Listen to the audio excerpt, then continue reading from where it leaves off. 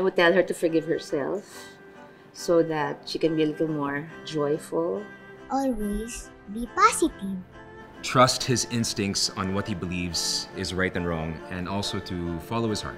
Ashley, alam kong mahirap ang maging mahirap, lalong-lalo na kung walang nakakaalam ng pinagdaanan mo noon. But I hope the things that you want won't make you forget the things that you have. Sana huwag kang matakot maghilom at sana huwag mong pigilin yung pagmamahal na handang yumakap sa'yo ng buong buo. Hindi lang sa isang nobyo makukuha ang pagmamahal na hinahanap.